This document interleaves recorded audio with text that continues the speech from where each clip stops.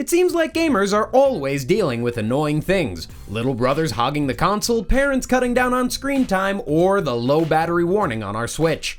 Well, by the time you actually get to settle down and play a game, the last thing you want to encounter is an annoying character, but some of our favorite games are full of them. Thankfully though, we have pretty cool sponsors like GameForge who make sweet MMOR games like Nosetail.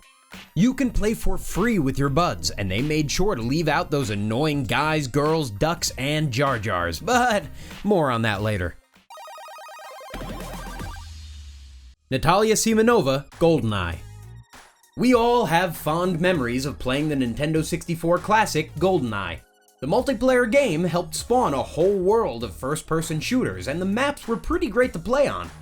Despite all the fun nostalgia, there may be one part of the game we've blocked out of our minds for all these years. Does Natalya Simonova ring any bells? Well, if it didn't, let me recap this for you. James Bond usually does his missions alone, but Bond girl Natalya tags along for a bunch of the missions in the game. While she's usually just a cut screen character, Bond must protect her in the level Control. The main problem? Natalya keeps trying to do her own thing, often losing her life in the process. Enemies come from every direction, but Natalya just prances around without a care in the world. The whole thing becomes increasingly frustrating and annoying. Raise your digital hand if you've spent way too much time yelling at Natalya through your TV after she makes a dumb mistake. By the time you're done protecting her, you're ready to go up against her in multiplayer mode and exact a little revenge. Tingle, the Legend of Zelda franchise. If you needed a map in The Legend of Zelda Majora's Mask, you had to endure the annoyance of a character simply known as Tingle. Even the name itself feels annoying. Tingle? Huh. Tingle is 35 years old, but he certainly doesn't act like it.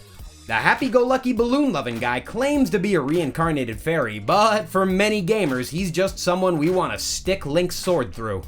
I mean, just look at his face. His intentions are just to annoy others and to do it in any way possible.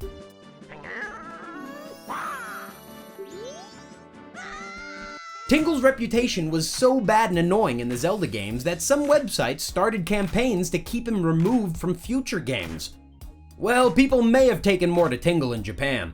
Believe it or not, the character received multiple spin-off games, most notably the Nintendo DS game Freshly Picked Tingle's Rosy Rupee Land. Yeah, we're pretty sure if that was released in the United States, it would end up in the same landfill as the Atari ET game. Despite the character irking a lot of players, he returned from multiple Zelda games and even appears in Super Smash Bros. Titles as an assist trophy. And if you really want to take your aggression out on Tingle, then you could play against him in Hyrule Warriors. Navi, Legend of Zelda. Don't worry, Tingle, you're certainly annoying, but not the most annoying character in the Legend of Zelda franchise. That honor would go to Navi. Having a fairy on your side to guide you through perilous adventures seems like a no-brainer, but this is one magical creature we wished would go back to Neverland. The hovering fairy would be just fine if we could summon it as needed, but the whole passive-aggressive, "Hey, listen!" or "Watch out!" becomes grating in the ears after the 500th time we've heard it. Hey, look, listen, watch out, look, listen, watch out! Her obvious statement feels like something a first-time gamer would need to know, not when we're 4 hours deep into the newest Zelda game. No wonder Link doesn't talk, he has Navi yammering in his ear all day. Can you imagine if he actually sparked up a conversation with her? Navi would never stop responding. According to Zelda developer Shigeru Miyamoto, Navi is jealous of Zelda and Link's connection, much like the way Tinkerbell is jealous of Peter Pan and Wendy. Tails. Mario has Luigi, Pac-Man has his Ms. Pac-Man, and after flying solo for the first Sonic the Hedgehog game, it was time for Sonic to get a sidekick. The result? Tails. Okay, cool, a fox with two tails. Cool name too.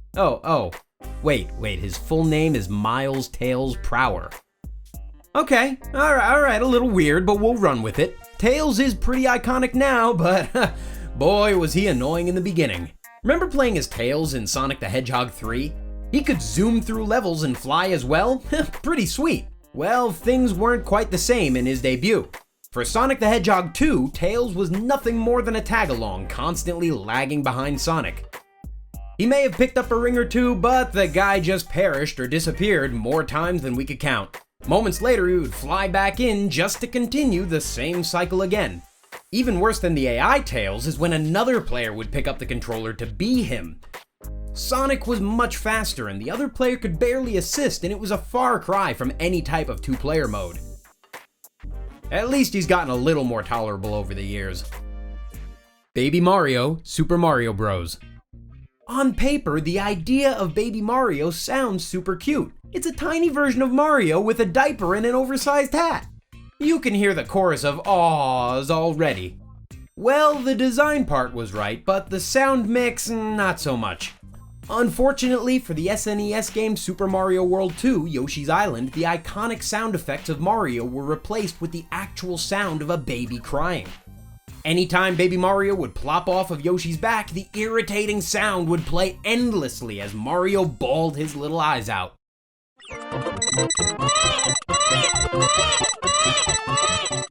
Which game designer actually thought this was a good idea? No! And then Nintendo released the same game for the Game Boy Advance and had a chance to correct their errors, but nope. All we got was just a portable version of Mario crying. The world of Mario has definitely had its fair share of irritating or annoying characters over the years, but Baby Mario definitely outranks them all. Even spin-offs like Mario Golf would make you never want to use the character. If Baby Mario got a bogey, or worse, the tears would come flowing again as Baby Mario threw a tantrum on the golf course. On the other hand, all that crying could act as a natural form of birth control. Quick side note, want some more great Mario content? Check out our other Mario videos like 10 major problems Mario would have in real life and 10 secrets in Mario Odyssey you missed. Back to our regularly scheduled program. Jar Jar Binks, Star Wars. What happens when you take one of the most annoying film characters of all time and put him in a video game? Simple. You get one of the most annoying video game characters of all time. And yep, we're talking about Jar Jar Binks. The Gundan character is one of the most disliked in Star Wars history, and still hasn't grown on us over the years. Naturally, the character cannot just be erased from history, so he appears in anything related to the prequel trilogy. This means a whole lot of Jar Jar action can be found in the LEGO Star Wars games. One of the most annoying appearances may have been in the PS2 racing game entitled Star Wars Super Bombad Racing. In the game, players can race as Jar Jar, where his special attack is actually the use of his elongated tongue. Ugh. Yuck. While racing on his ship, the oversized animation style of the game means Jar Jar's head is larger, his eyes are wider, and he's more annoying than ever. Go ahead and purposefully crash with the guy. It'll feel good. Donald Duck Kingdom Hearts series. The Kingdom Hearts franchise was truly the best of both worlds. Mixing the franchises of both Final Fantasy and Disney, players got to control Sora with two iconic Disney characters by his side, Goofy and Donald Duck. Donald Duck! Name's Goofy. So who's the annoying one? Sorry, Donald, it's you. What? No, it's not his voice, the way he waddles around, or the constant digs he takes at Sora. Donald's main issue? His combat. The dude is loaded with the ability to cure characters, but he either waits until it's too late or just doesn't use the cure at all. Donald, heal me! Wow! Do it! Wow! How bad is his use of the cure tool? There's multiple memes about it. When you're spreading through Reddit and Tumblr like wildfire, you know something is legit. And while you're battling your heart out with a powerful key, Donald is often knocked out and on the sidelines. At least Goofy has been there for the assist on more than one occasion. If there's any redemption for Donald, it's his new combat options in Kingdom Hearts 3, but there's still a lot of making up to do for game after game of his poor AI control. Either way, going back to play the other games includes so much frustration directed towards the duck, it trickles over into our enjoyment of DuckTales.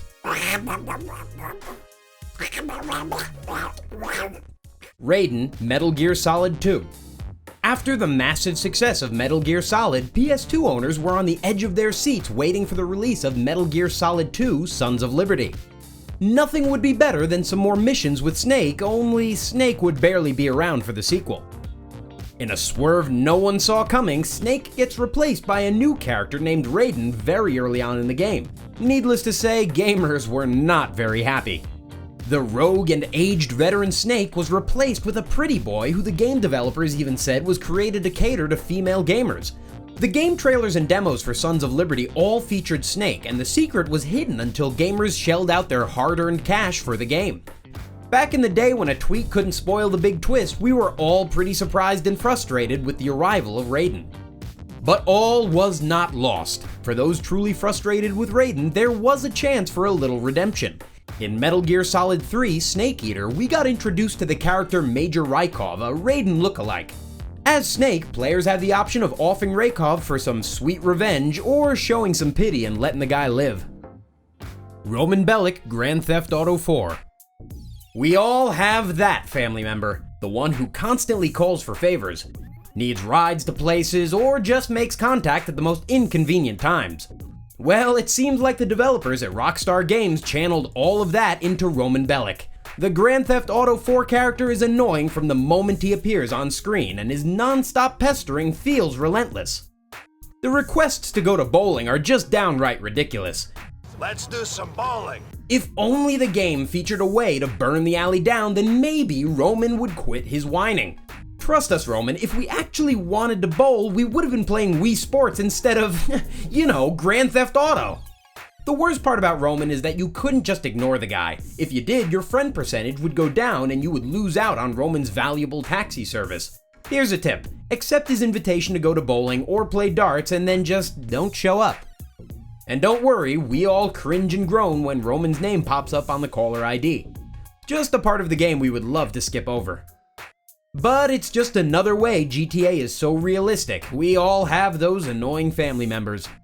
WWE Announcers 2K games. Adding commentary to any type of sports game is hard. In some cases, it's easy to keep things simple, just like the classic "He's on fire" in NBA Jam. For the WWE gaming series, the announcing has always been a hot mess.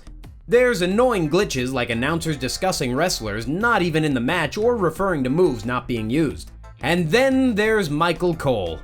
Sure, he's a staple in the WWE announce team, but his lines in the video games are beyond annoying. One of Cole's most overused lines is, "He's trying to make a statement with this attack." You could literally hear this line up to 10 times in a single match. Then, when the match moves a little slow, Michael loves to dig out this line, "Who does the methodical pace benefit?" Who does that line of dialogue benefit? Certainly not our ears after hearing it for the 100th time. After announcing teams like JR and Jerry Lawler left the company, 2K Games had the chance to bring in some fresh voices with the likes of Corey Graves, but the same annoying problems still exist. Thankfully, you can toggle the announcers off, play your own soundtrack, and just do the announcing yourself. Anything is better than the broken soundboard the game has failed to fix year after year. So, as promised, we wanted to shout out our friends over at GameForge because they've got this sweet game we think you'll love called Nosetail. Imagine they're introducing all of your favorite massive multiplayer functions in an RPG for free. So picture you and all your friends getting to go on journeys together, jump around as swordsmen, archers, and mages all throughout this massive game. Yes, of course you can create your own character and even carve out your own little slice of town in your own mini-land. But of course, if you want, you can always go back to fighting those monsters. So don't be a Donald Duck and wait till it's too late. Go give it a shot, come back and tell us what you think. We're releasing new videos every week, so remember to subscribe or we'll send Jar Jar after you. Later!